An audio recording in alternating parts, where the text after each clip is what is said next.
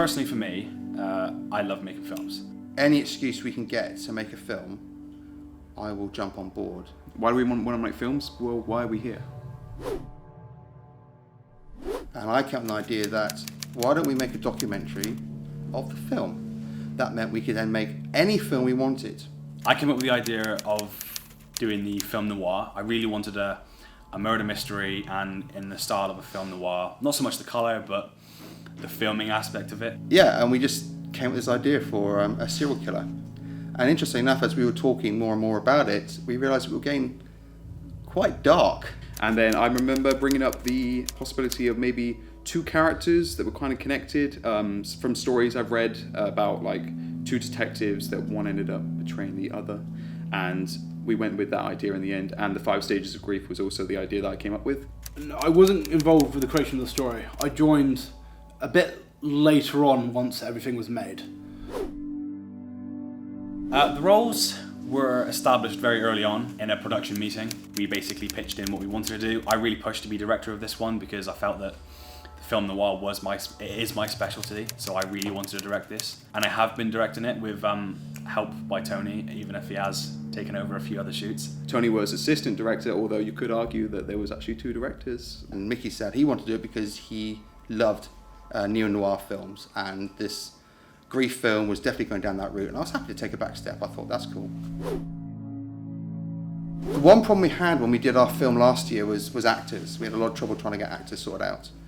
And I came up with the idea that, why don't we play the parts? So eventually we just wrote them for us, other than the fact that I'm not an alcoholic and Tony isn't a serial killer. There was only one other third character that was important, and that was Eve. One girl came in called Alison. She had applied for the role as a constable. I saw her audition tape, and the first thing I thought was, oh my God, she's Eve. So I phoned up Mickey and I said, Mickey, have you seen the tape? And he was like, yeah. I said, Eve? He went, yeah, Eve. So we went straight back to her and said, look, would you mind playing Eve? She's like, wow, yeah, okay, I'll play the main character. That's great. Unfortunately, when we sent her the full script, because she initially went for the constable part, she didn't realise there had to be an intimate scene in the film, and ultimately just said no. Me and Lyle showed up to the shoot, and we had no idea where to go. Other one? No? How'd we get in? Day 1. Can't get into the building. Lyle has previously studied there before. I have not, but because it was completely barren, how on earth was Lyle meant to know how he was going to get in for the first place? Day We 1 finally shoot. found our way in. To gain access, phone. Ah, there we are. We got to Goshen, and it was, like I said, a baby being born. It was new, it was exciting. It was great. First day shoot. We spent like 4 months doing pre-production work, and to actually get there and do the first day shooting was just like, yes, finally we're here. First shoot. I'm excited. Excited, yeah? I'm very excited, yeah. Yeah. Also terrified because I can't act, Yeah. or have never acted, so that's going to be extremely interesting. I know the gig is tough, but you're just gonna have to stop being an asshole. And in Martin's case. Cut. We nailed that thing. We did that in what, 3 hours? It was just like, oh my God, we did like 22 shots in 3 hours. It was crazy. But we did a damn good job. And we had fun. So we then started shooting in the car, a nighttime shoot the next day. The car shoots are difficult. The original idea was that we were going to go at the start of the college and then do a drive around whilst I was talking to Mickey and Mickey talked to me. Right, quick one, Tony. How are you feeling about today or tonight? I'm actually getting quite nervous now because I'm realising that I'm doing all the damn talking. Yeah? And I'm driving. How are you feeling about tonight, Mickey? All good? Yeah, absolutely fine, mate. I'm Yeah. not one driving and speaking loads. So, you know, 2 I'm lines. fine. All I gotta say is identical. Shit. That's my lines. I had just obtained the Osmo 2, which is a handheld gimbal which you can use with a mobile phone. I had to film Tony doing his parts while he was just stopped in the car, and then there was very rare parts as well where he would pull away and act at the same time, so it was very difficult for him. We found out very, very quickly on the first, within the first half hour that this was not going to work. Then Mickey came up with the idea, well, hang on, this is actually takes after the murder rally sequence. When we speed up, we want to make that when we pull away. Why don't we do the whole talking in the car and then drive away? Oh, so you mean we just got away from the murder alley and we did the talking here? Yeah. That would work. Which then meant, oh dear, we've got to find Murder Alley down quick. Because at this point, we hadn't actually nailed down where Murder Alley was. Near where I live, there's some back alleys, actually quite close to where Mickey lives as well. There's like a T-junction. So we drove out there, did a quick recce. Perfect place, absolutely fantastic. We took a couple of shots, and we couldn't have chosen better. It looked really amazing. So we decided there and then, that was Murder Alley. Let's do the first shot. We ended up switching locations last second. We were here, we were ready to go, but unfortunately plans changed. So now I'm waiting to be picked up before I get attacked on the streets in the middle of the night. And then we had across a second problem.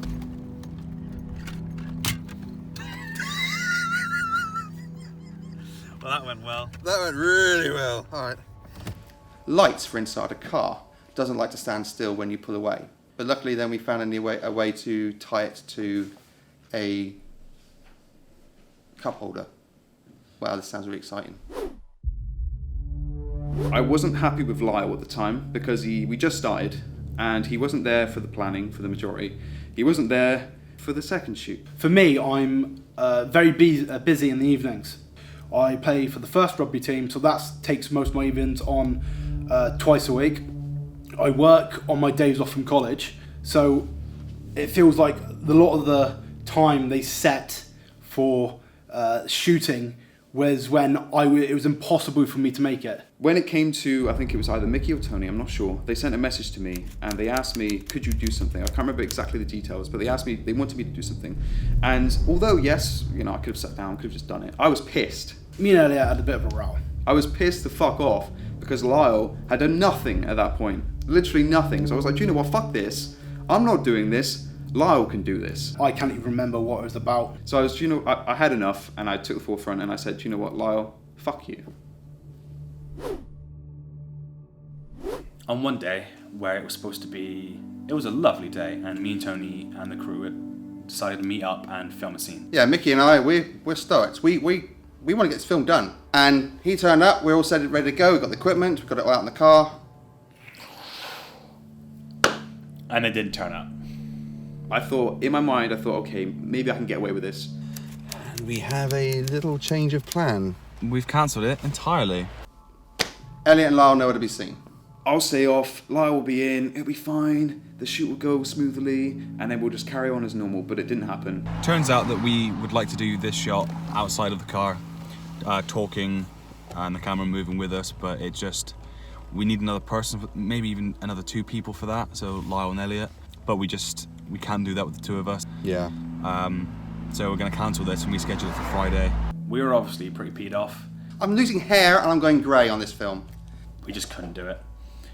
Tony couldn't drive and film me, and I couldn't act. But we need external shots. We need someone to film us driving past. So we cancelled the shoot. I was not available. Like, Wednesdays is probably one of my most busiest days. We decided to use my lounge as one of the sets.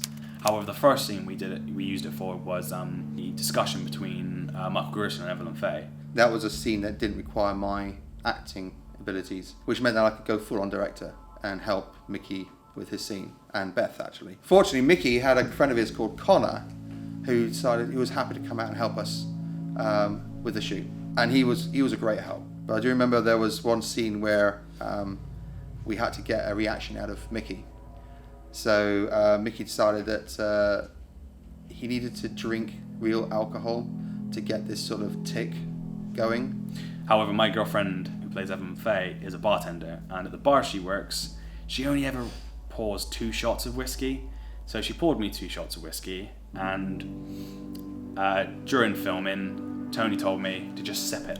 I didn't hear that, and I downed the whole thing. He's fine.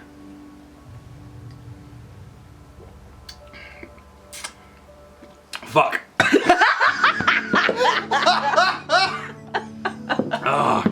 Yeah, that one didn't go down too well.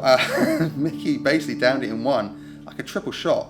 And I could see his eyes glaze over. for a second, and I was like, okay, this is how tonight's going to go. I passed out. Pretty much just passed out. The scene for me, which is kind of my baby, is the chase scene.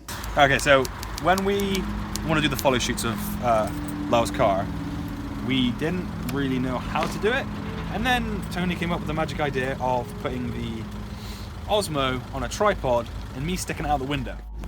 And he placed it like this, I held it, and Tony put the tracking on Lyle's rear light. Yeah, So his that rear we light, can- not Lyle's rear. Important note. Lyle's car was going to be Grierson's. We had to find a way to film Grierson driving. And getting in the car and getting my stunt double, Lyle, to do the pedals and getting quick shots of that, editing that together. I mean, for one of the shots, we're sat stationary in a little car park, and I'm pretending that I'm driving. Tony's on the ground filming up, and Lyle's overhead with the light going over the windshield as if it was street lights, and it genuinely looks like I'm driving. So that was tricky, but that was a shot I was quite particularly proud of, and how it came out, I was well impressed.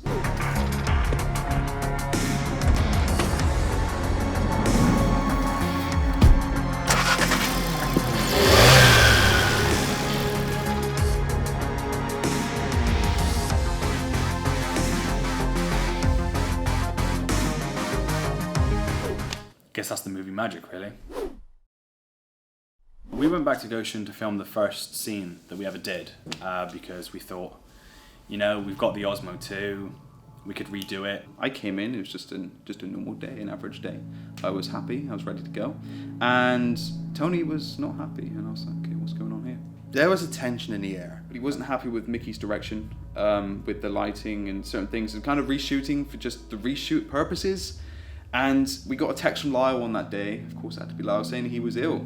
And Tony was sat next to me in the car, and he lost his mind. He just screamed in the car so loud, I had no idea what was going on, because I wasn't checking my phone. All I heard was, fuck! And I was like, shh, what the fuck? You know, what happened? And Tony just hammered on his phone, typing away to Lyle, and basically told Lyle to get in and do the shoot. And Lyle did, that's fine. Mickey and Beth were a bit late coming in. The rest of us were there, we'd set everything up. We started the shoot, and the atmosphere was awful. But it just felt wrong. There was something missing. It wasn't the fun we had from the earlier shoots. When he comes in, you can obviously raise him up a bit to make it look like the ceiling lights. And then do the thing from here, because we've got two of them there.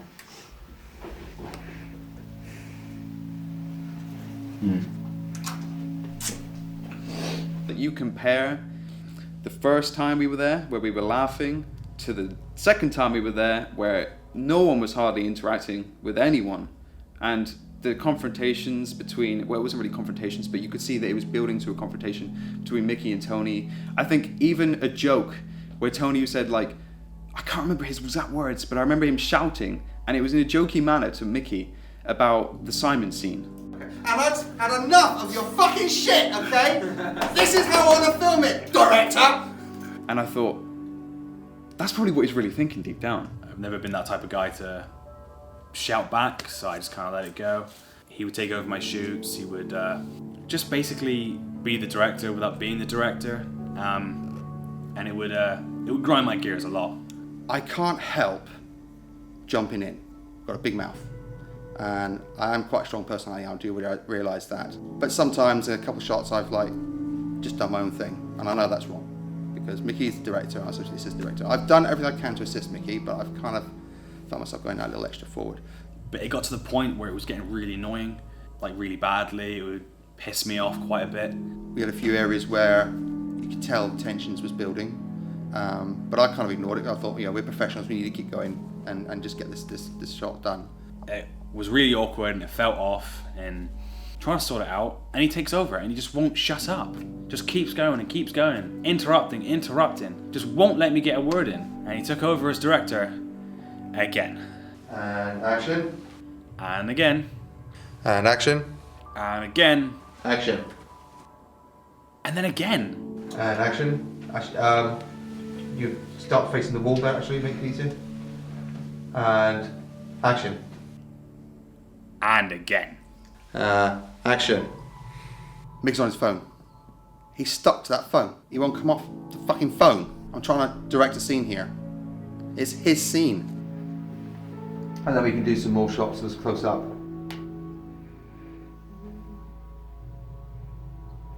Do you need to practice your lines or? Finishing, waiting, tapping away like a computer no. on my phone. Very important stuff. We're supposed to be working here. We're professionals. Move over, Steven Spielberg. James Gunn's coming through. We get to day 11. Day 11. The dramatic day where everything went tits up. Now, here's the thing. During our last shoot at Goshen, I spoke to Vicky about us going back. Goshen could be sold by the time we come back. Yeah. So the concern is that we may need to film all our Goshen scenes. We just needed the mug shots, and Mickey said he can do this for us. So turn up Friday, we all agreed that this is the day we're going to go out and we're going to make the murder board and we're going to film the last sequence at Goshen. We got a message from Vicky in the morning saying that Mickey had a very late night the night before and that he'll be in a bit later. He sent it to Vicky through an email, so that stirred Tony's pot of anger a little bit. So we thought, fine, okay, well let's just try and get everything ready before we go out. We sat down and we thought, okay, Mickey's going to turn up. He'll turn up soon, right? Surely he'll turn up. I send text message to Mickey. I hear nothing from him. Plus, we need Mickey. He's not only the director, he's the main character. He's got to do the whole thing. And we started typing away, doing some work in the meantime. Might as well start some work. And we got a text saying Mickey basically hadn't done what was expected of him, I suppose.